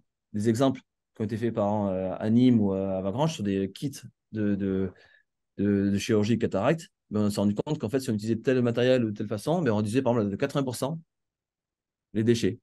Ça réduisait de 1 heure le temps de travail soignant. Hein. Entre déballer 50 un truc et un pack tout seul, ben, c'était 1 heure de moins par jour. Pareil, l'autre, c'était 96% de déchets, là, que 10 minutes. S'il y a un message à faire passer, c'est étudier, faites. Voilà, ça, c'est un peu à l'ancienne. C'était avant qu'il y ait les grandes analyses de cycle de vie faites par des vrais professionnels. Mais déjà, si on commence à analyser un peu son soin, à se dire, tiens, ben, finalement, je vais faire comme ça, à la fois, ça permet d'harmoniser, c'était très bien dit, à la fois, ça permet de fédérer sur toute une équipe pluridisciplinaire, et à la fois, ça permet de faire des économies, que ce soit de temps ou d'argent. Tout le monde est gagnant. Une histoire de chasse que je raconte toujours, c'est par exemple la céphazolines, c'est un antibiotique qui est utilisé tous les jours, 150 fois par jour dans tous les établissements de France, même des milliers de fois. Avant, c'était vendu ou acheté en flacon unique. Il y avait un flacon, un emballage de carton, et je vous jure, c'est véridique. Dans certains hôpitaux et cliniques, il y avait quelqu'un qui passait 2h30 à 3 heures par jour juste à enlever chaque flacon dans chaque emballage carton. En fait, on peut acheter finalement un carton de 25. C'est des trucs tout bêtes. Et en fait, derrière, c'est des grosses conséquences.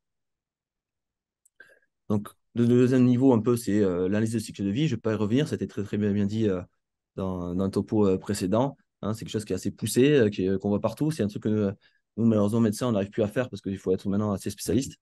Et ça permet en fait de reprendre toutes les bases, surtout travailler bien en pluridisciplinarité et toujours voir en fait le côté positif. Hein, nous, on est vraiment, moi, je suis un éternel optimiste. C'est vraiment la façon de mieux faire. Hein, c'est une façon de mieux faire, d'harmoniser, d'être plus qualitatif, d'être plus sécuritaire et tout ça. Donc, l'exemple que nous avons fait, on en a parlé, mais c'est une étude qui est en cours de publication, donc je ne peux pas trop dévoiler les résultats. Mais juste, voilà, on avait fait une étude, par exemple, sur 5 techniques de réparation ligamentaire du genou, et on avait analysé, donc avec Primum, 5 techniques différentes sur tous les impacts environnementaux. Hein. Il n'y a pas que le CO2 dans la vie, hein. Il y a aussi la pollution, l'eau, on ne va pas y revenir, ça a été dit juste avant. Et on se rend compte que finalement, si vous utilisez une technique, elle est moins polluante que les autres. C'est là aussi, je dis, tout n'est pas rose, il ne faut pas être bisounours, il ne faut pas se dire, tiens, c'est magique, etc. Et finalement, quand vous présentez à des professionnels de santé des ratios de 20, des ratios de 10, en disant ça fait 20 fois mieux, ça fait deux fois moins de déchets, ça fait 20 fois mieux, ça pollue 40 fois plus ou 40 fois moins, mieux, c'est quand même un argument fort. Là, Pardon, typiquement, c'est frappant. Je vous... oui, Docteur Pochard, si vous êtes d'accord, je vous laisse peut-être encore une minute, puis comme ça, je peux laisser ensuite la parole à Virginie Cole, si vous en êtes d'accord. parfait. Et en fait, voilà, du coup, si par exemple, à l'heure actuelle, est-ce qu'on est assez mature pour que on se dise on change de technique pour 2%? Voilà, c'est des questions qu'on se pose. Dans le sens aussi, est-ce qu'on commence par ça? Est-ce qu'il faut se battre et commencer par ce sujet-là et diminuer de 2% un truc précis? Voilà, c'est des questions qu'il faut se poser. En tout cas, voilà. Je vais très vite. Les médicaments, comme je dis, il n'y a pas que le CO2, il y a aussi l'eau et la pollution. Pour les médicaments, sont des énormes polluants pour l'eau et le sol. Une étude italienne qui a été faite, au bloc opératoire, dans 12 hôpitaux italiens, 38% des médicaments d'anesthésie sont gâchés, c'est-à-dire qu'ils sont préparés, jamais utilisés pour le patient et jetés. Et ces 38% de médicaments, ben, ça finit dans l'eau et les sols et ça pollue pendant des milliers d'années. Je passe vite, le plan national des achats, c'est pas grave. Donc, dernier volet, le social, j'insiste aussi, très transversal. Quand le premier gain est pour les soignants, pour les équipes et pour la clinique, ben, ça marche. L'exemple que moi j'ai fait à la clinique, pour les déchets, on a refait tous les filières, on s'est mis aux normes. Et la première année, tous les gains qu'on avait économisés, parce qu'on a fait des filières bien précises qui coûtaient moins cher, on a acheté en fait, des bennes à bras électriques et du jour au lendemain, il n'y avait plus aucun arrêt de travail pour les pathologies de coiffe chez les ASH qui tous les jours balançaient des poches. Et donc là, ça fait 5 ans qu'on n'a pas un arrêt de travail, qu'on n'a pas un turnover, qu'on a fidélisé les équipes et qui sont trop contentes parce qu'on a pris soin d'elles. Voilà, je vous remercie. Merci beaucoup pour cette présentation, pour votre expertise, le partage de votre expertise et puis tous ces exemples concrets en fait d'actions engagées au sein des établissements ou les réflexions qui ont abouti à des recommandations effectivement de l'ASFAR. Enfin voilà, c'est tous ces exemples d'actions qui sont mis bout à bout et qui effectivement aboutissent à une démarche d'éco-conception des soins, on voit bien que tout cela effectivement est réalisable et envisageable au sein de tous les établissements.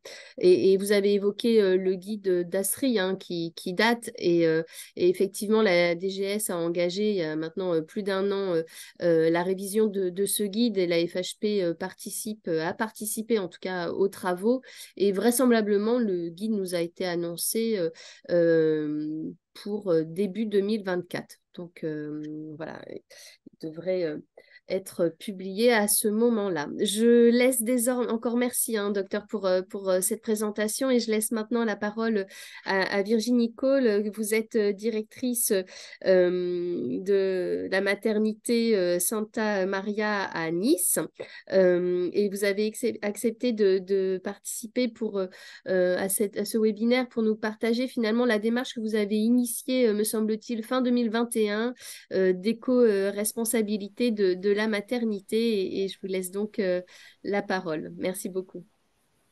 Merci à vous. Alors, je vais essayer de partager mon écran. Est-ce que c'est bon? Non, a priori. Pas encore.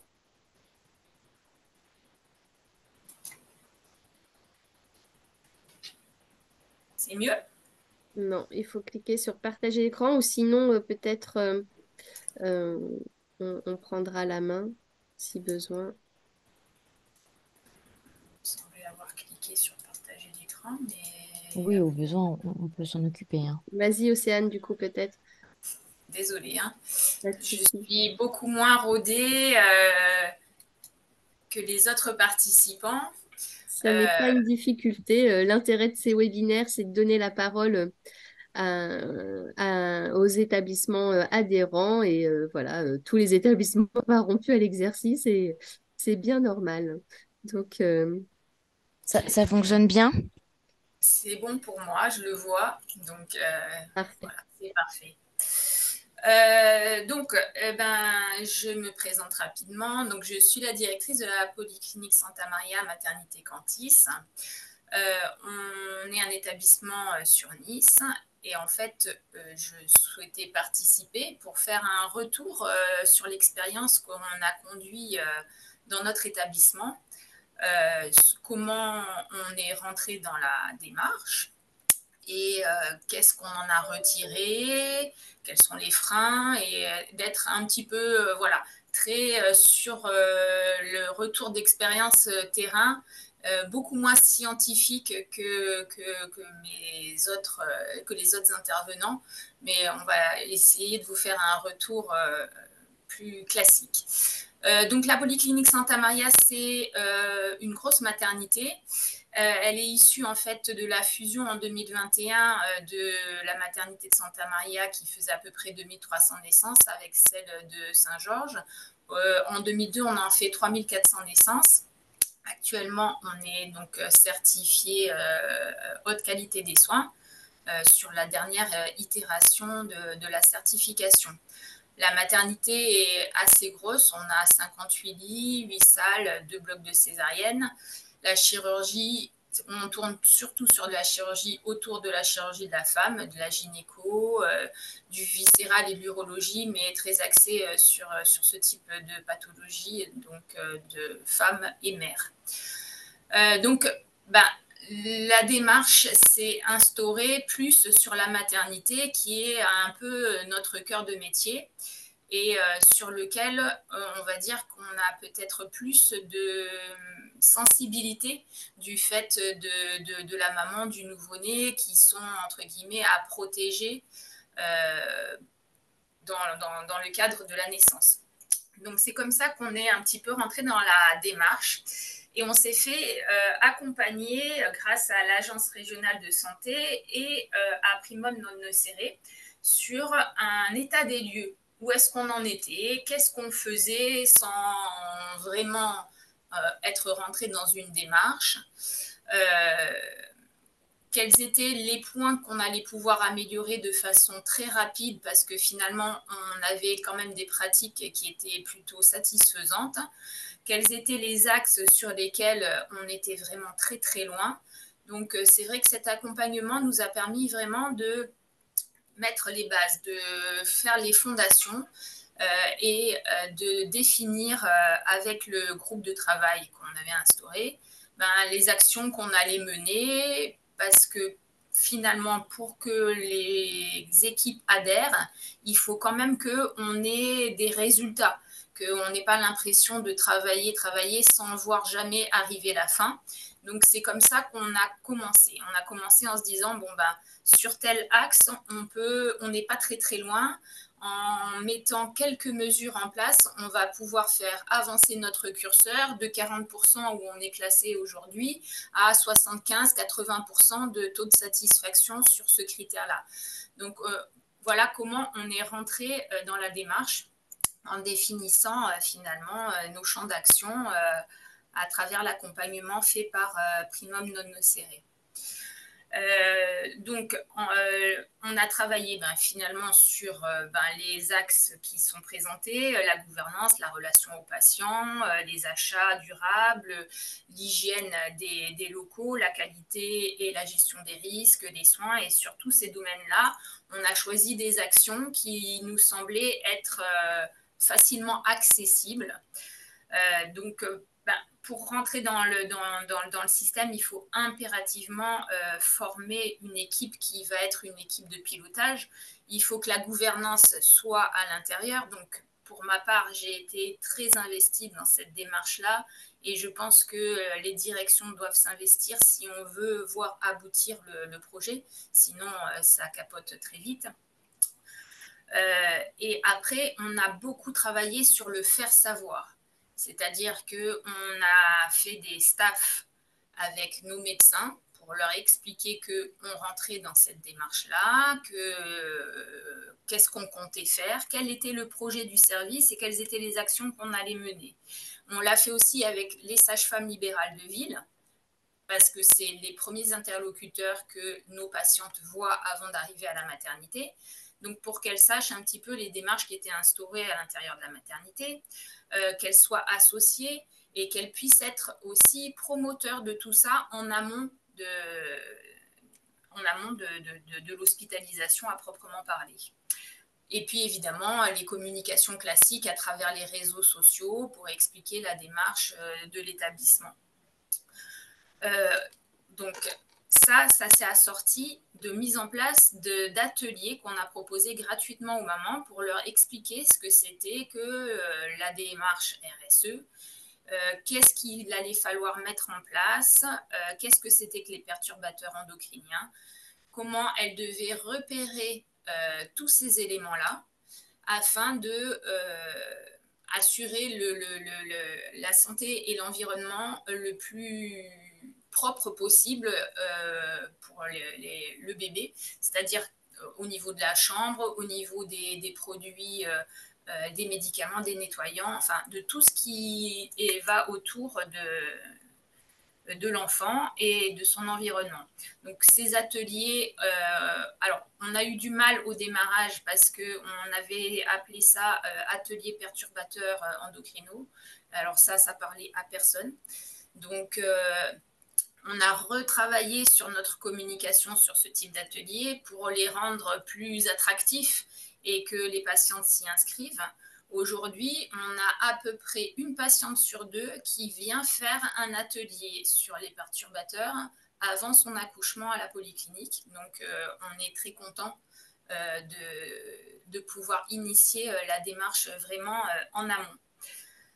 Donc voilà, pour reprendre un petit peu ce qui a été dit précédemment, on a beaucoup travaillé avec Primone Non Essere et sur la plateforme Le Lab RSE afin de faire une cartographie complète des produits d'hygiène et des produits cosmétiques qu'on utilise et qu'on propose à la maternité.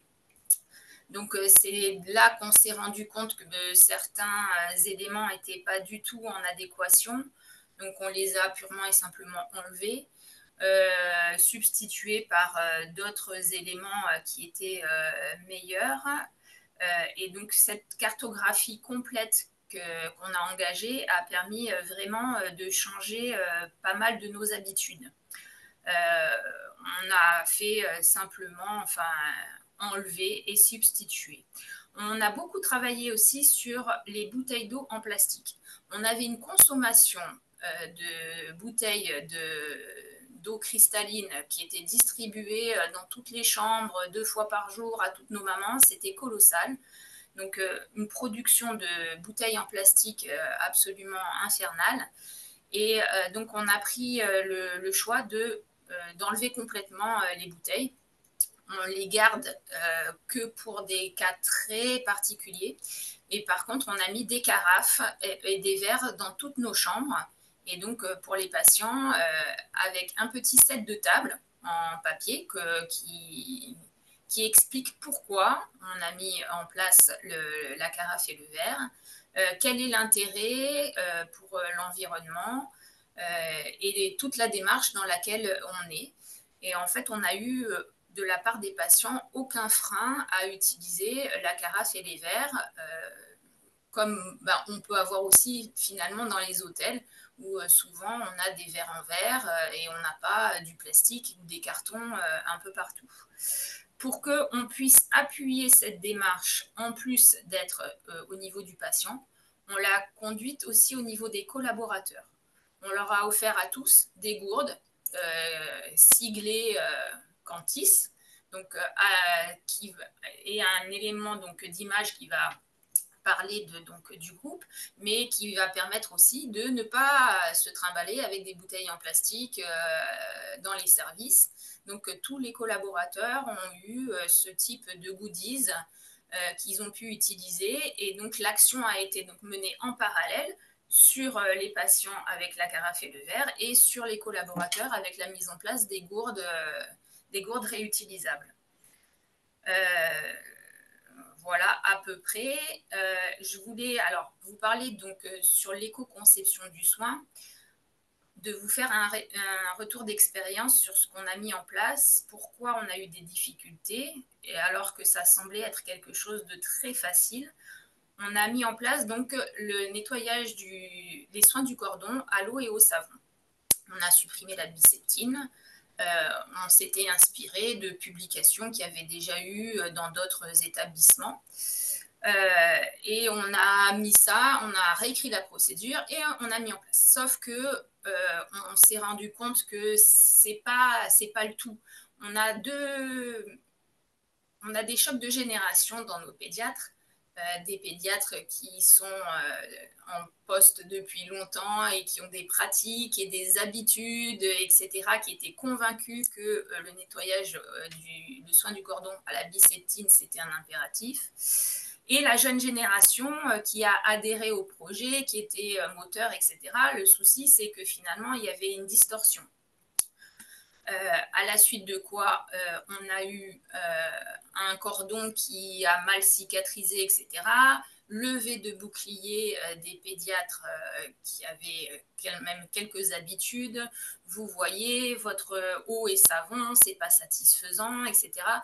Donc, en fait, on a dû ramer beaucoup à la suite de cet incident pour revenir à cette bonne pratique. Donc, en fait, il faut vraiment accompagner.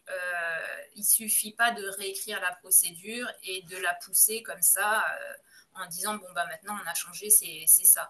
Les staffs avec les médecins sont impératifs. On a besoin de l'adhésion des équipes soignantes, mais on a besoin aussi de l'adhésion des médecins dans la mise en place de tous ces soins, parce que sans ça, on se retrouve à devoir faire machine arrière et tout recommencer pour quelque chose qui nous semblait extrêmement simple.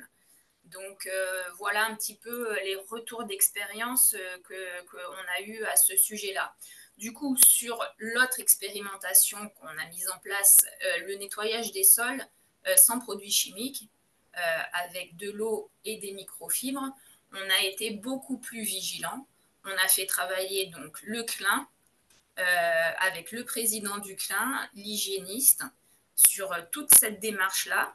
On l'a mise en place sur un petit secteur, on l'a testé, on a fait des prélèvements pour en fait assurer notre mise en place et que ça fonctionne et que ça adhère. Aujourd'hui, on nettoie les sols à l'eau et à la microfibre sans plus utiliser de détergents désinfectants comme on a l'habitude de faire un petit peu partout, en dehors du bloc opératoire évidemment, ça c'est... Mais sur toutes les chambres et même sur nos salles de naissance, les sols sont nettoyés à l'eau et à la microfibre. Et cette mise en place s'est plutôt bien passée.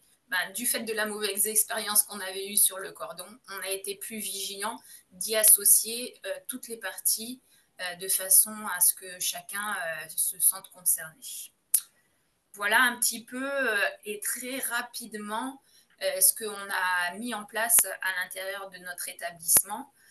C'est vrai que donc maintenant, tous les 6 mois, on conduit donc cette démarche avec un choix.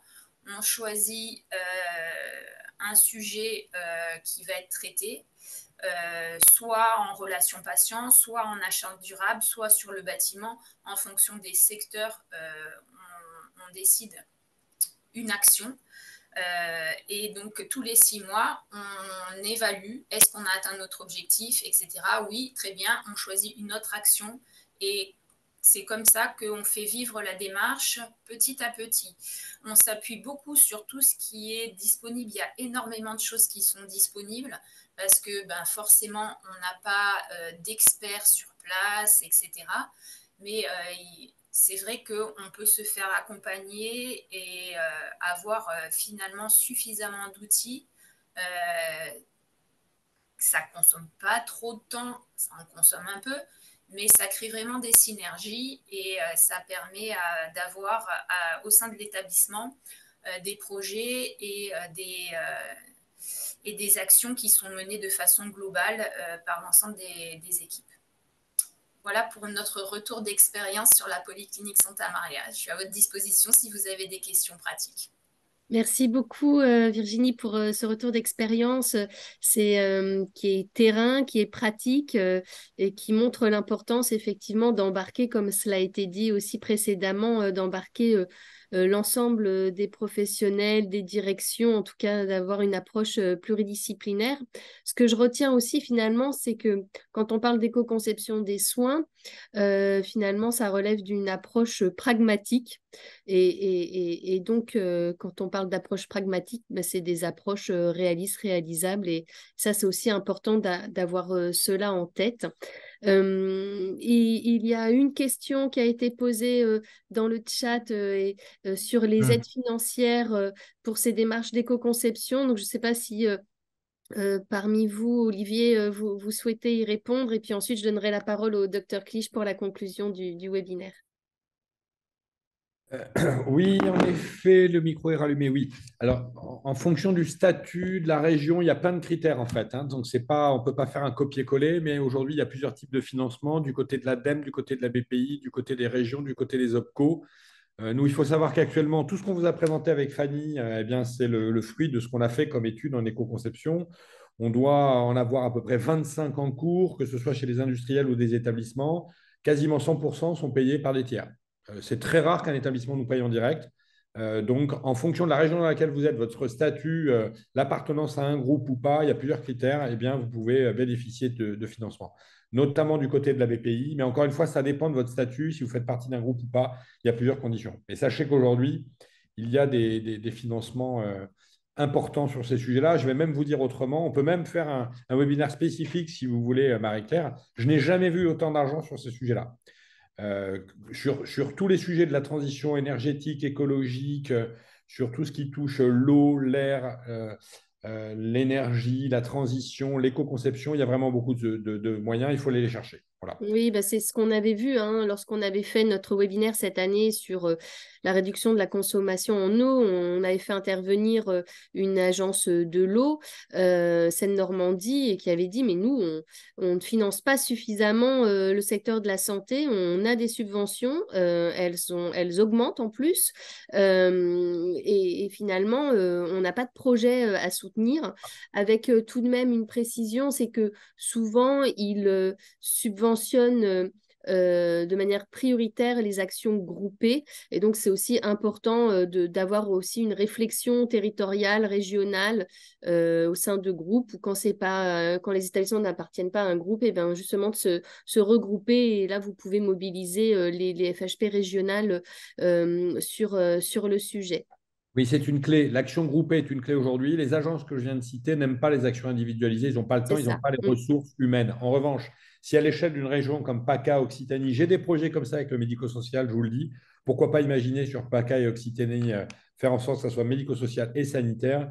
Il y a des moyens très conséquents, je le répète, notamment sur l'eau, sur des économies d'eau, sur des économies d'eau directes, indirectes, sur les réductions des flux en liquide et médicamenteux, mais il faut être capable de monter des opérations groupées. Il y a même des projets européens pour aller plus loin avec l'UEHP, où aujourd'hui il y a des projets où il y a 90 milliards, vous avez bien entendu, sur la table pour assurer la transition énergétique et écologique. Pour l'instant, il n'y a pas de demande de la France sur ces sujets-là. Parfait, merci beaucoup Olivier pour ces précisions. Et ce webinaire touche à sa fin. Je voudrais vraiment remercier l'ensemble des intervenantes et intervenants pour la qualité de vos propos.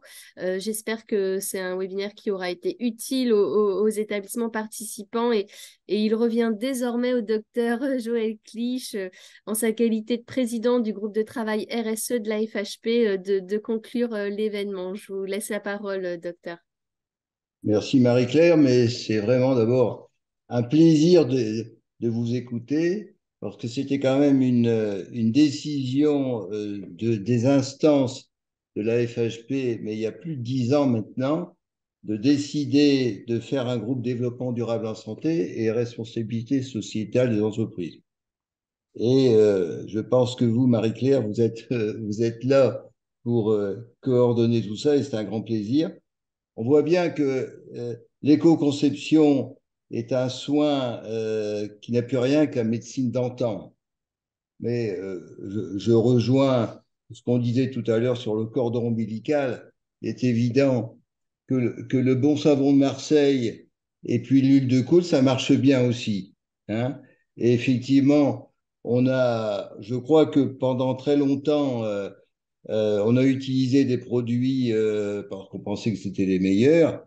Euh, on a eu l'exemple, par exemple, du nettoyage à la vapeur qui est extraordinaire. Et c'est effectivement, c'était presque dommage pour notre ami qui faisait des produits antiseptiques, puisque la diminution des produits antiseptiques au bloc opératoire, c'est quand même était nettement importante. Différents intervenants et spécialistes nous ont parlé de la maîtrise de l'empreinte écologique et énergétique d'un soin, mais tous les Français y sont sensibles parce que je rejoignais ce que vous disiez tout à l'heure, parce qu'effectivement, il y avait des vieux médecins comme moi, hein, et maintenant il y a des jeunes médecins. Effectivement, dans les démarches écologiques, tous les Français y sont sensibles. Ils sont sensibles au quotidien. C'est le bio, enfin, c'est bref. On a eu beaucoup de produits antiseptiques, on a eu beaucoup de produits, et aujourd'hui on revient à une médecine beaucoup plus naturelle. Euh, et je pense que tous nos adhérents vont suivre, en tout cas, pour intégrer cette démarche d'éco-conception des soins dans la pratique. Et je pense, Marie-Claire, qu'on a encore beaucoup de travail à faire dans notre groupe, en tout cas, avec nos amis de la direction générale, en tout cas, et puis notre ami euh, Olivier Thomas, pour aider, en tout cas, nos adhérents par des fiches techniques, certainement, comme vous savez faire pour les aider dans l'éco-conception des soins. Je veux pas parler beaucoup plus puisque tout a été dit.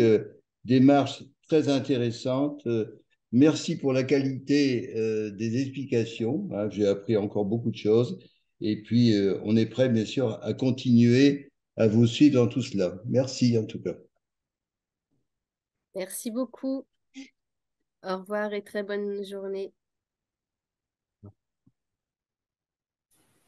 revoir, Merci, merci. bonne journée à tous. Au revoir. Bonne Au journée. revoir.